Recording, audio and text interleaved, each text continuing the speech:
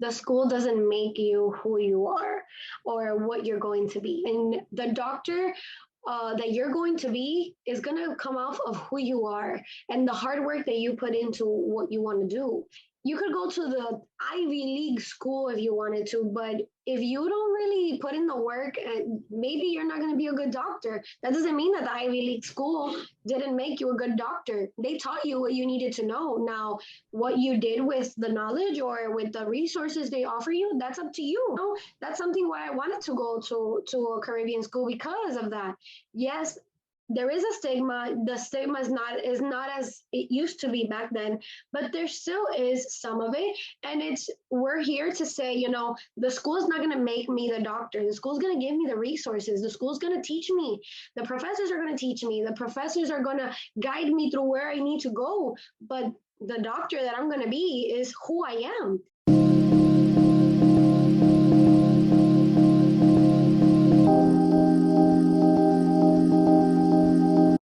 Hi, everyone. Welcome to MDF Instruments Crafting Wellness Podcast. Today, I have the pleasure of introducing you to Nanette. So my name is Nanette. I am currently a medical student at St. George's University in Grenada. I was born and raised in Miami, Florida, and my parents are Hispanic, so I am also Cuban. So I'm bilingual, so I know how to speak both Spanish and English. Since I was born and raised here, I did go to undergrad here. I went to Florida International University, and I graduated with a bachelor's degree in biological sciences, and I finished with magna cum laude. I applied to multiple schools. I did the MCAT and the whole process into getting into medical school, which I guess we'll get into it a little bit later on. And I applied at St. George's University. So I just finished my first year of medical school. So far, it's going great, and it's super exciting to be in the whole journey of being a medical student and the pathway of becoming a doctor. I love watching on social media when you're at school in Grenada, how beautiful it is there. I love hearing that you just finished your first year, so you have a little bit under your belt of what to expect moving forward.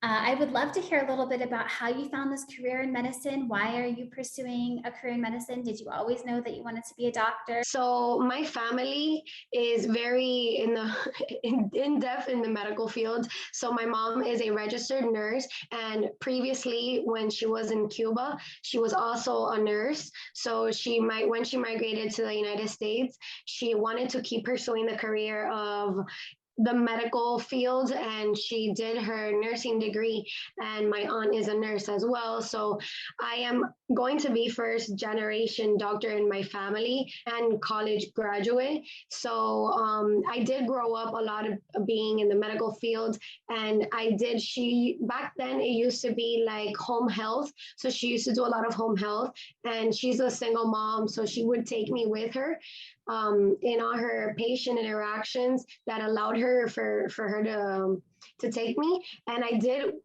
see a lot of patients with her, and I saw the interaction that she had with patients, like a nurse patient interaction, and I loved it. I was super into it, but there was always something inside of me that I was like, oh mom, like I was little, but I was like, mom, but why do the patient has diabetes, or why are you injecting them insulin, or why are you fixing some type of wound? And I was just like, why I wanted to know more. I wanted to be like, but can you fix it? Why are you just injecting them with something?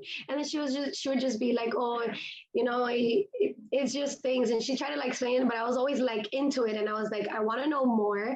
I want to go into the healthcare field. I loved it. I love the patient interaction, being able to create connections between a provider, being a nurse or a doctor or any healthcare provider, and having that patient interaction and being able to, hear their story, try to help them out as much as you can, be that person that's there whenever they need help. And I always knew it. Once I finished high school, I was like, I know I want to become a doctor. And I love that.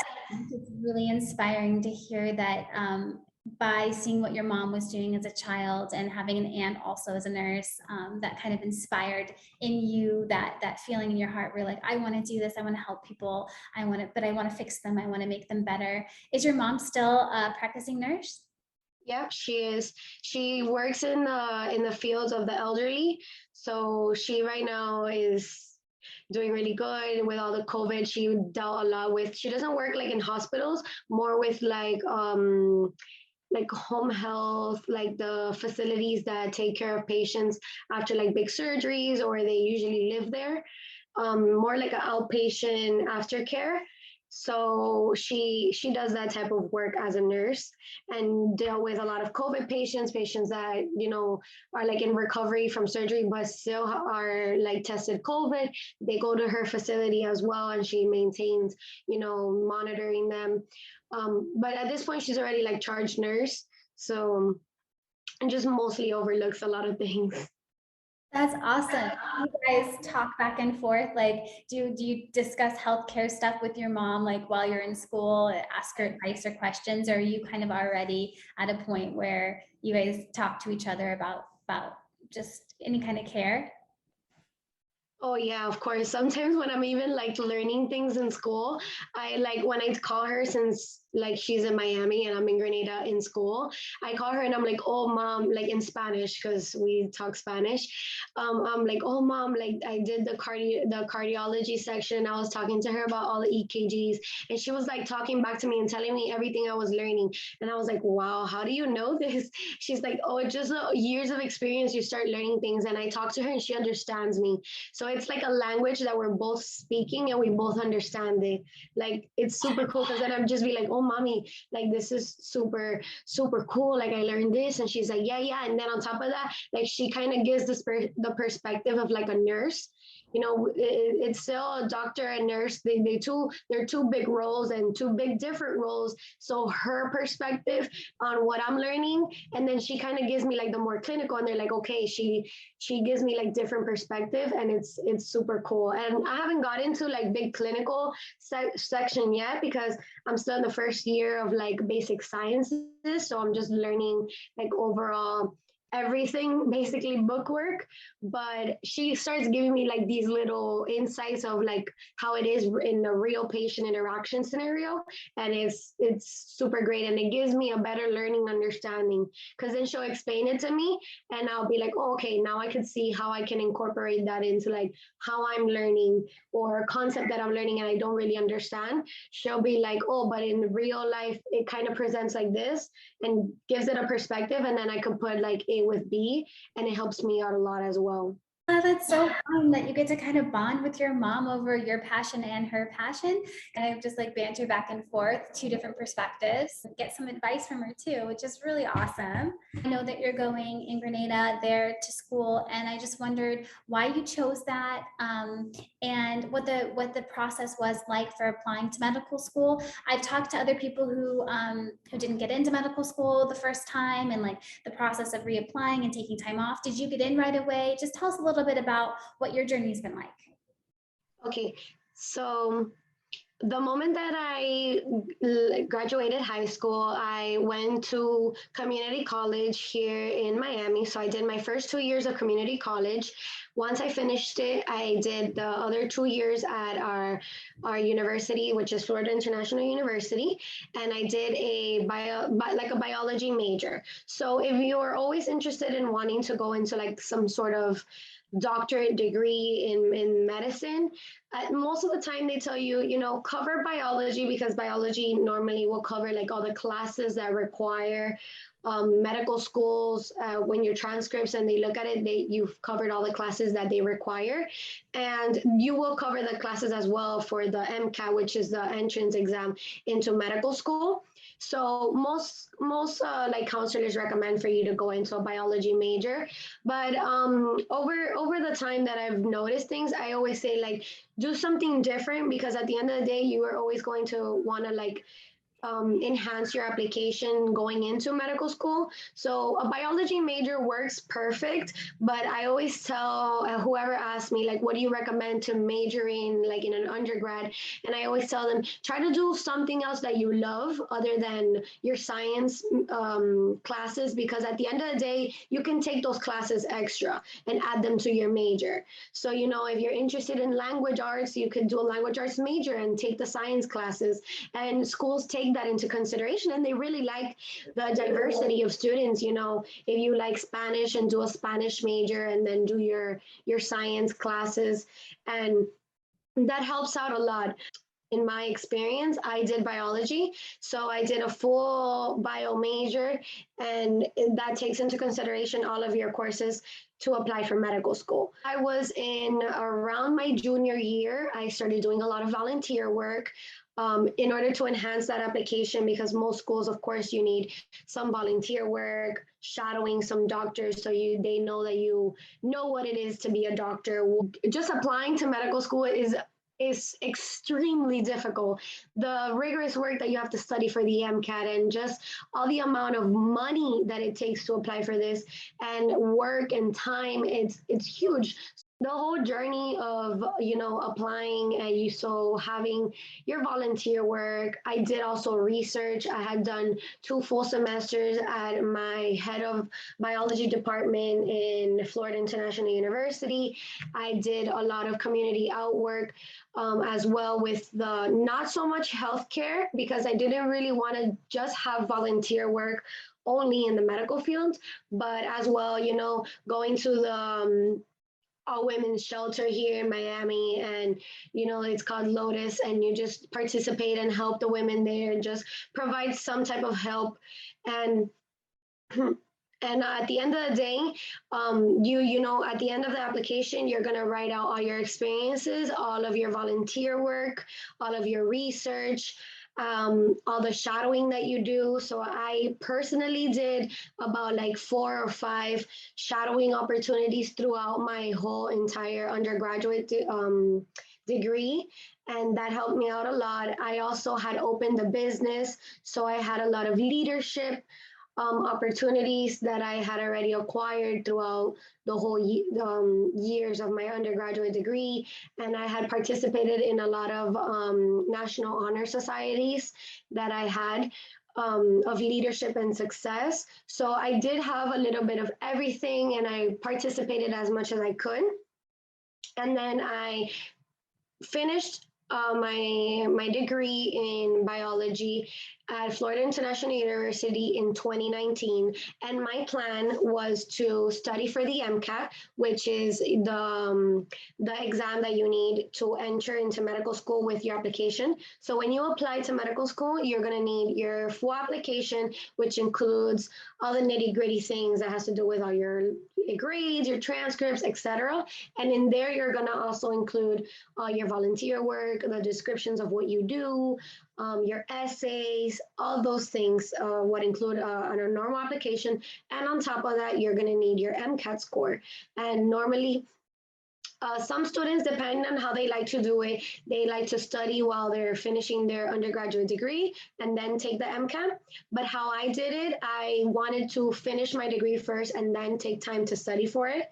So I finished in 2019, and I started studying in September of 2019, and my plan was to take it in May of 2020. But what happened in May of 2020 was COVID-19. So everything got completely shut down, and I wasn't able to take my MCAT when I was originally set for in May of 2020. So imagine, I was studying like rigorous every day. I had all my Kaplan books. I was doing U World questions, and we were studying day and night for this test, because it is a very difficult test. It's taking into consideration a lot of topics that you have done throughout the undergraduate career, mainly focusing a lot of science topics. So it is a very hard exam, and you have to learn how to take this exam, because it is an 8-hour exam. So it's a very difficult exam, and it takes time and stamina in order to take this test. So once I was ready and my mind was like, okay, I'm going to take it in May, and I was almost already done, COVID-19 hit, and it was like no one knew what was going on. So there was no really like opportunity for me to say, okay, I'm going to take it next week or I'm going to take it next month, and I know for sure.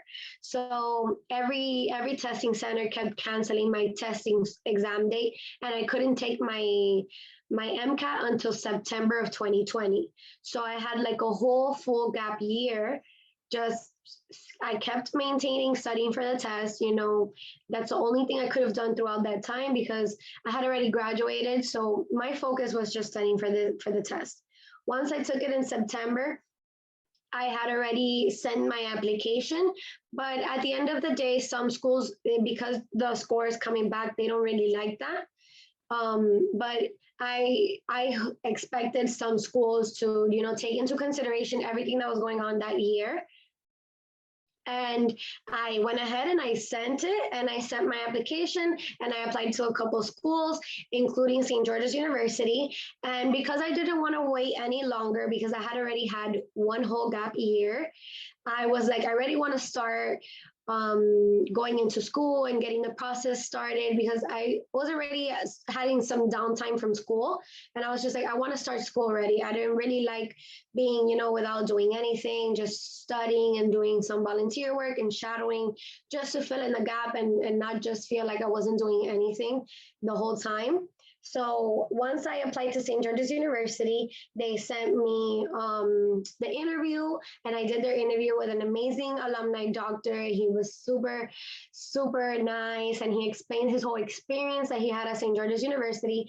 And I personally loved the story, and I had met other students that have gone to St. George's University and gave me their perspective on how was the school and their own experience going to a school in the Caribbean. And I know there's a lot of stigma with going to schools in the Caribbean and everything that has to do with a international student, but I felt like at the end of the day, everything has stigma, and people have their own choices, and they take their own path in every career. And I said, I'm going to take this one. I think this is a great opportunity that I can come out and show everyone, yes, you're an IMG, you're in a Caribbean school, but how does that make me any different of a doctor? How is that not gonna take my knowledge and my patient interaction skills, my communication skills, my interpersonal skills? How is that any different just because I went to another country? Just like I could go to another state and go to another school in the United States, it's the same concept. So I said, I want to jump on that. I want to be that one person that helps anyone behind me, because as a first generation doctor and college student in my family, I had no one to guide me through the whole process. I had to find out everything by myself. So just being in that position of helping someone that doesn't really know how to go through about of the process of wanting to be a doctor, or just interested in any Caribbean school or anything, I said I want to be that person to help a lot of other students in the US, in other Caribbean schools. And I came to the decision that St. George's University was one of the best options that I had for myself and for what I wanted. And I went with it, and I accepted their acceptance for me. And it's super exciting just getting that acceptance and going upon it. You're like, okay, now it's the next step. Now it's actually studying for what you want to be in life and what you're looking in your career. And that's what's all important at the end of the day. I had no idea that the MCAT was 8 hours. I did not know that. That's a really long test. But it sounds like there's so much work that has to happen before you even get into medical school that by the time you get there, it almost sounds like you're a year in. It's like, okay, now I'm finally focusing on what I want to do. And it almost seems like, I know medical school is extremely difficult, but it sounds like just getting to that point is a lot of work in itself. And not a lot of people talk about that. So I appreciate all the information. I want to know, so I have a couple questions just based off of the things you said. I would love to hear more about how you found these volunteer jobs, shadowing positions. How did you find those to be doing them? Was it through school, or did you know someone? Just for anyone listening who might want to be able to get into shadowing and needs to do that for medical school. And also, I know that you talked a little bit about having your own business or starting your own business. And so I did want to go into a little bit what that is. Obviously, you're a very busy person.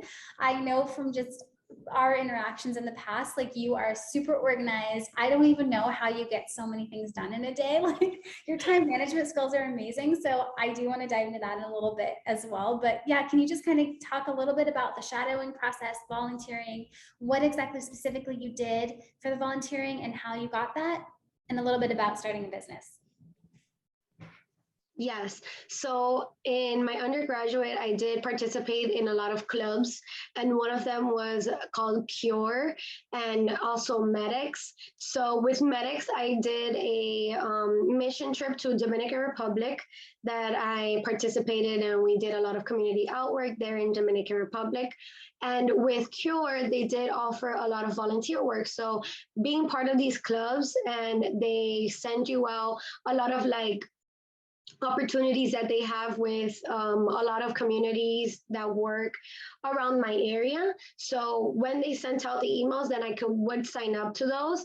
I also personally reached out to, for example, the American Red Cross. I sent them an email and I was like, hi, I'm interested in volunteering for this certain event that I see that you guys have coming up.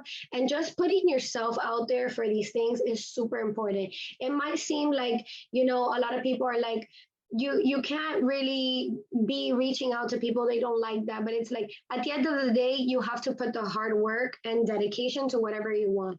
If you want to volunteer in a certain place, email the head department, email their contact information, put out your name, let them know who you are, what is your goal, or what you want to be a part of. And most of the time they are looking for people. They want people who want to be a part of whatever event or cause they're going for, and they just want people to help them out. And at the end of the day, they love those emails and they want people to just go out there and help them out. The more help they have, the better it is for them.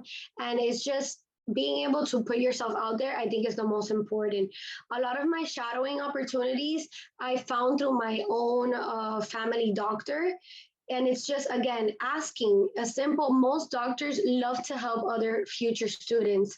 And if you just ask maybe your own doctors, if you're interested in obstetrics and gynecology, ask your OBGYN. If you're a girl, ask your OBGYN, say, hey, I'm a pre-med student and I'm interested in having some shadowing. Do you offer that shadowing or any type of volunteer work? Or if you even know other doctors that provide that shadowing service for students. And I will totally tell you 100% there will be doctors that are going to be, of course, yes, just set out a time and you come in and participate and see how the office runs or whatever specialty it is. It's just asking. It simply starts with asking the question. It is like, hey, I'm interested in this, and go for it. Most of the time, like I said, doctors and other people would love for students just to participate in whatever they're doing. I simply asked my professor, I was like, hi, my professor, like, do you have any open research spots that you have coming up in the summer or next fall, next semester? Like, what's going on? I want to jump in, I want to help out. And most of the time they will look for the opportunity for you to jump in on a cause. There's always really good big like programs that help out with volunteering as well. I personally have not looked into those because when I did them, I simply joined a lot of clubs at school, and themselves, that's how you communicate and participate. The more you participate, they will notice, and then they will come up to you and be like, hi, Nanette, I have this opportunity. Like, I have this volunteer work and I know you really like this. Like, do you want to participate? Do you want to sign up? And it's, yeah, go for it. The opportunities are there. You can do it. You just got to reach out to the correct people, send the email, put yourself out there. And I think that's the best way to find these type of opportunities. Most of the time your school will offer like those clubs, and just finding your way through them. And if there's not a club for you, make it. Schools love that. They love for you to be that person, to be that leader. If you have something that your school doesn't offer it, be that person to offer it. Look for those opportunities, make it happen. It's just something that's gonna say, hey, this person is dedicated for what they want. Put yourself there and just look for the ways, and you will find the opportunities, and you will find everything that you want and what you need and accommodate for yourself. I think that it's such great advice that you were talking about creating the opportunity for yourself as well, because if it's not there and you can think of it and it's not something that's like active or reachable to you, create it. And I love that. I had a few friends in college who did something similar to that, would create their own clubs and create their opportunities. I think you have such great advice for people. You're going to be an incredible doctor. I can tell how hard of a worker you are. And so I'm really excited to see the rest of your future. And I would love to talk a little bit about how your first year has gone, and is it what you expected it to be? Were there unforeseen challenges that came up that you didn't think were going to be challenging that were, and then things that maybe you thought were going to be challenging that weren't? How was it being away from your family? Can you just tell us a little bit about what that first year was like actually being in medical school? Just the process of going to Grenada was the biggest step to just getting it. We got the acceptance. Now the second big part was literally leaving everything I had here at home and then move to another country basically that I've never been to, that I have no clue, by myself, and just start this big step in my career. Because yes, medical school, everyone tells you medical school is hard, medical school is hard, medical school is hard, but you've never experienced it, so you really don't know what to expect. So the big part at the beginning was the hardest, was to leave my family, because we are very close, nitty gritty, like Hispanic families are super close.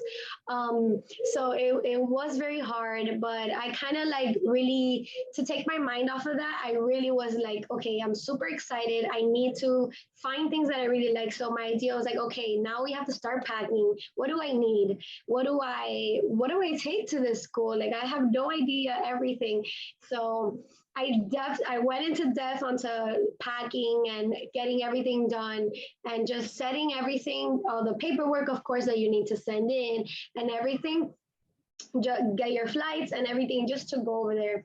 Once I got over there, I before that we make a lot of like group chats with friends and stuff like that. So I had already made friends. I was going with one of my friends from undergrad here, and I did get together with a lot of students that were going from Miami as well to SGU, and I did meet with them before, so I had already had a couple friends going to the school already, which is very important, I think, meeting people, and not just doing everything by yourself, because it is a very hard journey, especially a lot of dedication takes into this, and it's hard just to go to another country by yourself with a bunch of bags full of stuff that you need, and just go and put yourself out there.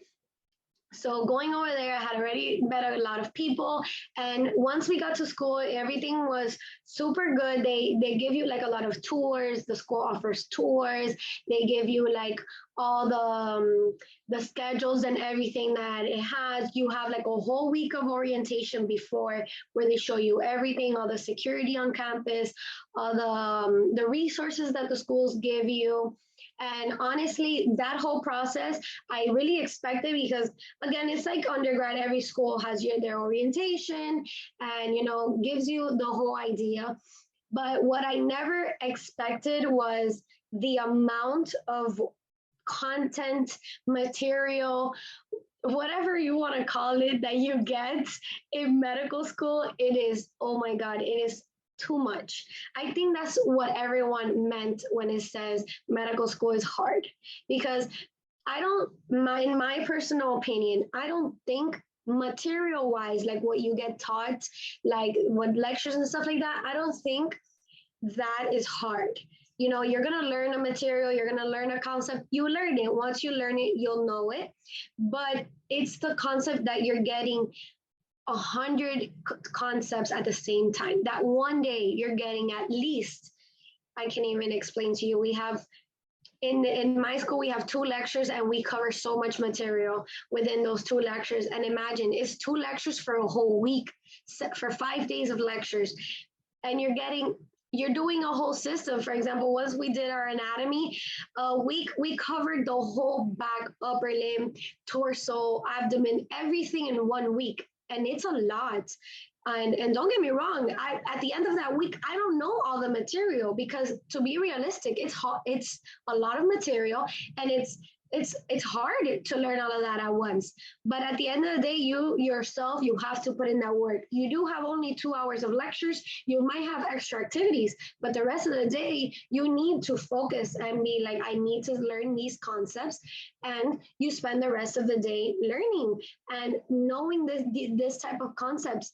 And that's what I think everyone refers to as medical school is hard, because it is so much material that I didn't expect that. That's something I didn't expect. And it's something that I really had to acclimate to that first couple weeks before that first test of medical school, just the amount of material there was, and just getting the flow of studying, and just getting like the idea of how is medical school, how to study for medical school, because it's not what you've done in undergrad where you just get a lecture and that's it, you know it and that's it. No, you have to put in the work. You have to get the concept. You have to get the clinical concept. You have to get the book concept. You got to get all the concepts, because not every patient is going to present itself the same way. Yes, you know, the book is going to teach you one way, but maybe your patient is not going to come that way. So you really need to understand the concept really good, so whenever you see it, you can identify or kind of go through it. You have to be very organized. You have to know what's going on a daily basis. You have to set daily goals for yourself, because if not, you're going to fall behind, because this is a rolling game. This is going 100 miles per hour, and it doesn't stop for you. It doesn't stop because you don't feel good one day and you're sick. You can't call out. You're still going to have to get up and go to class and learn your material, and it doesn't stop for you. Medical school doesn't stop for life, and life doesn't stop for medical school. That's how I see it. You have to keep your life going. You have to take time for yourself. Definitely mental health breaks all the time, 24/7, because at the end of the day, sitting and reading and learning and answering questions and reading things and getting to know everything, it takes a toll on yourself personally. And I know it from friends and being in the whole stigma of medical school, and it is very hard on yourself and on family and on friends and your own colleagues. And it's super important just to always be on the lookout for everyone. Know that everyone's on the same boat, everyone's trying to get to the same goal, you know, different pathways, same end goal. I definitely say I live by a planner. I have 2 planners, but that's how I work, and that's how I work at my best. And I know that if I set my goals down, my daily goals, I say I'm gonna finish this by today, I have to complete that goals, because those are my daily goals. And I have monthly goals, I have yearly goals, I have years of goals that I want to accomplish. And if you don't set that discipline just to complete a daily goal, a 24-hour goal that you have to do, you know, you could set up that self for you. And at the end of the day, I feel personally that you can complete anything. You know, if you tell yourself, I'm going to complete this in 5 hours, and then I'm going to go to the beach for another 2, then you can do that. You could be very disciplined enough and say, I'm going to complete whatever task I'm going to do in 5 hours, and then I'm going to go and relax or go out with my friends or go to dinner. And that's going to help you balance it out, because you have to do it fast. You have to learn how to do this fast, because like I said, you don't have time. You start medical school and everything is coming at you fast, and you have to learn how you study. You have to change your study strategies every single time you have a new module or a new test or a new topic. You might not learn everything at the same time, and it's consuming. So you have to be able to say, okay, I'm going to do a task. I really need to go out, or I really need to take time for myself. Then add it to the schedule. And if you add it to the schedule, or you add it to whatever you want to do, then do it. and to set up realistic goals, not say I'm going to complete, let's say 200 questions or 300 questions in that day. Like you can't be that strategic because that's not going to be realistic. You want to be productive and you want to have good outcomes at the end of the day. It's a growing process and a learning process. It's not just, okay, I learned how to do this one day and I move on. No, medical school comes every module, every concept starts with a new challenge. And what I've learned is as the terms go by and as, like, let's say I already did my first year and now I look into what I have coming for the second year, then I look back at the whole year and I say, okay, what do I want to change? What do I want to improve in? What do I really want to make myself do better or change? Or what ways did I not function properly? And just grow from that. Learn from the mistakes that you've done previously and change them and move on to the next year. And that you are the first day is not going to be the person that you are when you finish medical school or where you go into residency or fellowship, and just the doctor that you will be at the end of the day. Yeah, it sounds like it's a lot of knowledge on top of knowledge on top of knowledge on top of knowledge. So it's a never ending. If you don't learn the base of it, then you can't start stacking the knowledge. Do you find that, like, when you're on breaks, like right now, that you are using that time to kind of still catch up on what you learned this past year in your first year of medical school? I wonder about that. That's one question. And the other question I have is, when you don't reach your goals, because sometimes that happens to me. I love my day planner too. I swear by it. It's how I get things done. It's how I can gauge where I'm at with all of the goals that I have. But I think, what happens, how do you handle not reaching at the end of the day? There's only so many hours in a day, right? And sometimes things can take you longer, or just life happens and things pop up. You get sick, you get a migraine, whatever. I'd love to hear about how you manage when you don't reach your goal for the day or the week, how you make that up. So when I set up my daily goals or the goals that I want to complete, and as I go through them, I usually like to scratch them out. I'll do like a big line across it when I complete it.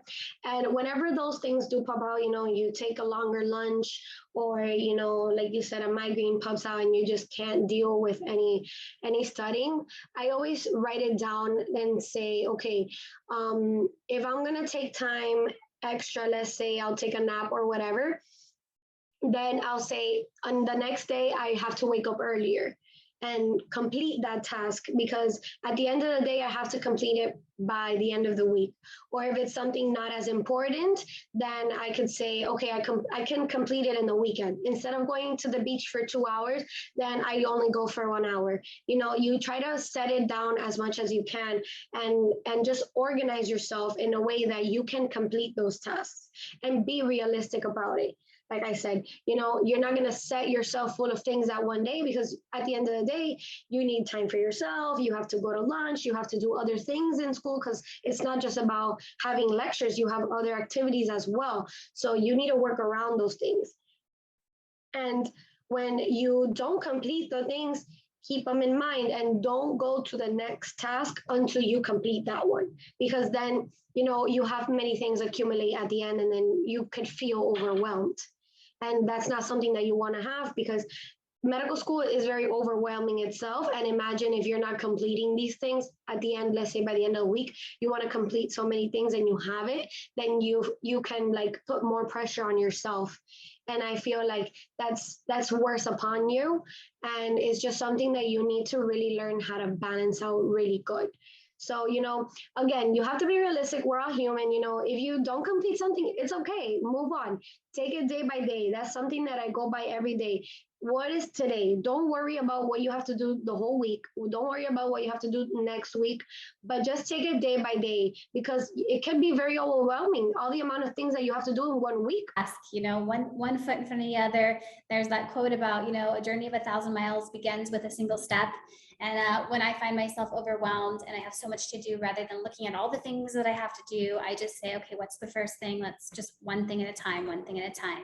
I even do that when I exercise. If I'm going to go for a 5-mile run and I'm like, I can see the distance and how far away I have to go is, I get like, oh, I'm never going to make it. This is going to take forever. But what I do Yeah. instead is I kind of look to the ground and I just focus on like the road in front of me, or like if I'm going to go up a hill, you know, if I see the hill, I'm like, oh no, that's going to be, but if I just look down and I look just at the pavement or the hike or the trail or whatever, then I don't really, it doesn't feel as hard because I'm focusing on what's right in front of me rather than the whole entire big picture.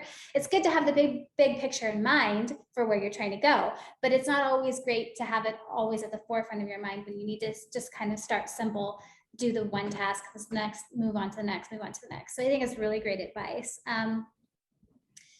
Nanette, you are amazing. Like, I just don't even know. I have so many more questions and things. I noticed, correct me if I'm wrong, but I feel like on social media, I saw that you have a big whiteboard, right? Where you like, is that a monthly thing you do or is that a weekly thing? I feel like it was a monthly thing where you start over for the month and you're like already filling out all of the things that you have to do so that you can visually see that. Is that in your dorm room? Yeah. So I have my own apartment. So I did ship out a huge whiteboard, like a teacher's whiteboard, and I have it in the middle of my living room. And as I start a new module, and I use this app called Anki, which is like a flashcard app. And as I do my cards and I finish my notes and reviewing everything, I go to the whiteboard and I'll start jotting down everything that I remember, just from the top of my head, go cover all the material that I do and what it is, depending on whatever we're doing that week. And I won't erase it. I would leave it there. So, like, let's say if I'm cooking, I could be looking at it and reading it and just be like, oh, okay, I'm reviewing this material. I could read it and just having it there in front of me most of the time, it helps me because then I'm like, oh, I forgot this little detail and I'll read it. And then I see the big picture.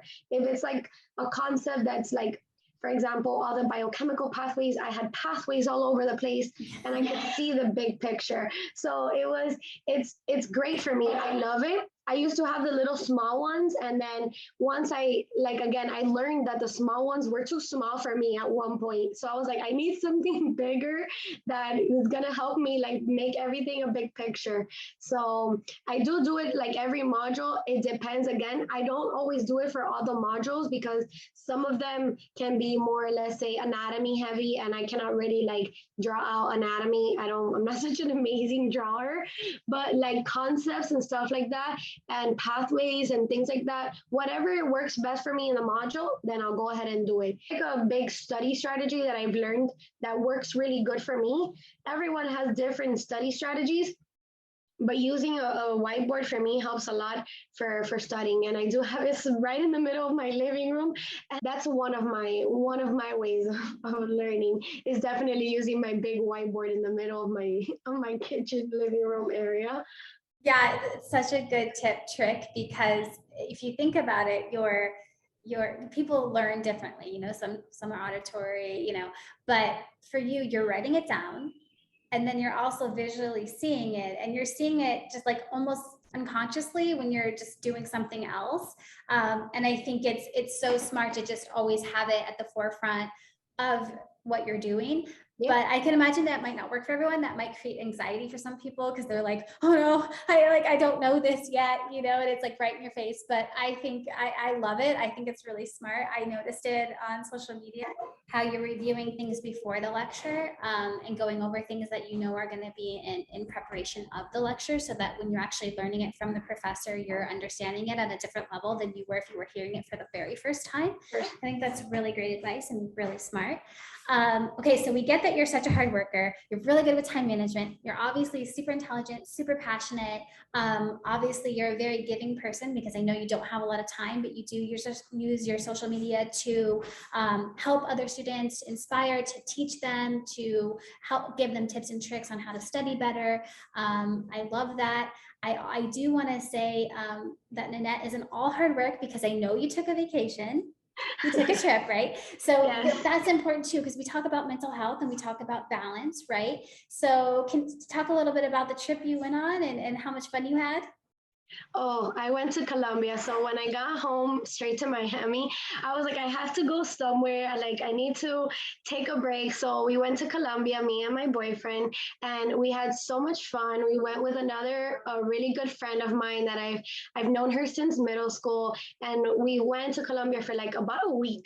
I think, and it was super, super, super fun. We went to a place called Medellin, Colombia. So it's like one of their bigger cities. And we went to everything that has to do with like Pablo Escobar and just learning about all the history that was composed of the years when he was, doing a lot of things in Colombia. And we went to another part where we went to like the mountains, and I stayed in the mountains for a couple days. And that was more of like connection with nature where I wanted to get away from like the city and just have a connection with nature itself and just getting away from everything from social media as well, because I am doing social media, I am doing school, and it's a lot. And sometimes I'm like, I need a break from everything as well, just to for my own sanity. And honestly, it's super helpful. I loved it. We were like in a bubble hotel, and it was a great, great experience. I love it. And I am actually leaving to Mexico in about 3 days for my mom's wedding because she's gonna get married. So yes, and Congratulations. yeah, so she's gonna get married. We're gonna go to Mexico to spend time with her family, and then when I come back to from Mexico, I leave back to Grenada in a couple of days from me coming back from vacation again. So I we had a big break, so I wanted to take the time and enjoy, because this upcoming year is going to be a very hard one. It's one of the toughest years, so I wanted to be able to relax, take time for myself, and just be ready to go into the next year with good energy, good hard work, set the goals. And it's just, setting time for yourself is very important. And it's been a different journey, and I definitely love it. Like, I could have not had a better opportunity to go to a school in the Caribbean. I think it was the best thing for me. I would have not been any happier in any other school, I believe, on like at the bottom of my heart. I don't know, like, I'm such a Miami girl, and it's the weather for me, it's amazing.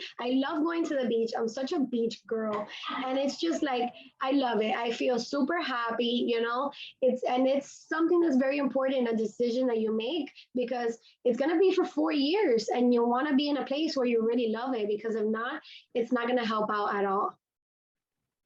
Yeah, I think you made a great decision. I'm glad we talked about going to school there in Grenada and what that's been like. I know that we touched a little bit up on like a stigma there for just being an IMG. But I've talked to a few IMGs, and I think it maybe isn't as much of a stigma as it used to be, because I was just talking to a veterinarian, two veterinarians actually, who one of them had gone to school in the Caribbean, and her partner was like older than the other girl, and so that wasn't really an option when she was becoming a veterinarian. And she's like, oh man, she's like, if I had the chance to go back in time and go to school in the Caribbean, I would have done that, because the knowledge that you're getting, like, you're only as good as the work that you're going to put in. It doesn't matter where you're going to school as much as it matters about the work that you're going to put in, the knowledge that you're going to soak up, and how hard you're going to work to retain that knowledge, and the care that you put into that. And obviously you're going to be an amazing doctor. I'm really excited to follow it further along as you go through continuing medical school there. I agree with your friend on the concept of the school doesn't make you who you are or what you're going to be. I definitely think that is accurate on her part, because you can go to any school, and the doctor that you're going to be is going to come off of who you are and the hard work that you put into what you want to do and the type of person you are. You could go to the Ivy League school if you wanted to, but if you don't really put in the work, and maybe you're not going to be a good doctor. That doesn't mean that the Ivy League school didn't make you a good doctor. They taught you what you needed to know. Now, what you did with the knowledge or with the resources they offer you, that's up to you. And honestly, that's something why I wanted to go to a Caribbean school, because of that. Yes, there is a stigma. The stigma is not as it used to be back then, but there still is some of it. And we're here to say, the school is not going to make me the doctor. The school's going to give me the resources. The school's going to teach me. The professors are going to teach me. The professors are going to guide me through where I need to go. But the doctor that I'm going to be is who I am as a person, and my interaction with my patients, my knowledge, how I come about situations, or how I interact with other people. The school's not going to teach me that. The school doesn't teach me how I need to interact with a patient, or how I give them the love, or how I give them the attention that they need, or the compassion that I need to offer them. And at the end of the day, you need to go to wherever you feel comfortable with. I think, because it's super important to take that into consideration. The school, yes, the school is a Caribbean school, but the school is not gonna make you the doctor you're gonna be. Like, personality wise, they're going to give you the knowledge. Yes, they offer you the knowledge. They offer you how to learn all the material that you need to learn, how you're prepared for it. That's up to you, how much work you want to put into it. They give you all the material, they give you all the resources. Now, how much work are you going to put into it? That's the big question there. And that's going to be how it's gonna like determine how good of a person you're gonna be, how good of a doctor, knowledgeable you're gonna be. And I just think a lot of people assume, like, yes, how much the school prepares you. The school's gonna prepare you. The school's ready to make doctors. Is just how much work you're going to put into it, how much knowledge. How are you going to sit there and study all the materials? Are you going to take time and go volunteer and go help out? That's all part of everything. It's not just a school. You have to put in your work. And that's a lot of things that I think, like, people just assume, yeah, the school is going to make me a doctor, and not talk to the patient in book language, because they don't know what that is. You gotta be able to break the words down, because yes, we know more than them, but we gotta be able to change that language in a way that they can understand it. And that's all skills that a school doesn't teach you. It's just skills that you acquire through experiences, through opportunities that you've gotten throughout your career. And it's just important for people to understand that, yes, the school takes a big part, the type of school it is, but you also got to put in the work for yourself, because it doesn't come easy.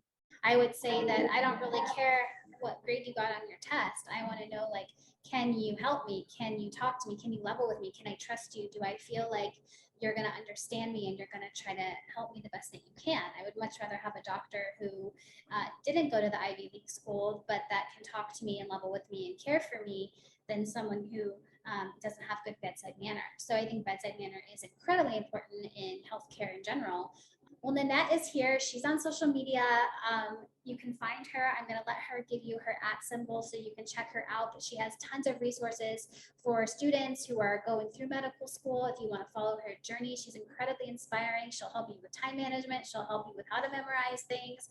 She'll show you how to study, what to study. I mean, she's amazing. So go check her out. Nanette, can you give us your @ on social media? Yeah, it's at Nanny, NANYYY_X3.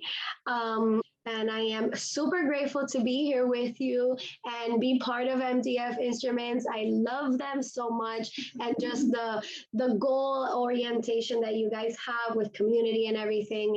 And I'm super excited. I love working with you guys, and I hope later on in the future we can create some big, important, amazing campaigns. I've enjoyed so much just watching your journey from the beginning. I've seen you grow so much just in a really short amount of time. And I find you extremely inspiring. I think, like, watching Nanette on social media, if you're feeling like lost or a little bit like behind, you watch her and she shows you how to, she keeps you motivated. She's so busy all the time, she's showing up all the time, and it's very inspiring. I'm glad to hear that you are happy with our partnership as well, because we are thrilled to have you, and I'm excited to keep watching your journey and see how that goes for you, because I know you're going to become a great doctor. And I love working with you. And yes, if you ever go on any more medical missions, or any volunteering in the future, or anyone listening or watching, we love donating. We have a crafting wellness initiative, so we love donating stethoscopes to those in need. A lot of times we'll give them to the healthcare workers who go over there, and then they leave them for the healthcare workers who are actually in the place, so that they have medical equipment, because we believe in healthcare for all and wellness for all. So I'm happy to see that you're with that as well, Nanette. Thank you again so much for joining our Crafting Wellness podcast. It has been such a pleasure having you on. Oh, the pleasure is mine. Thank you so much.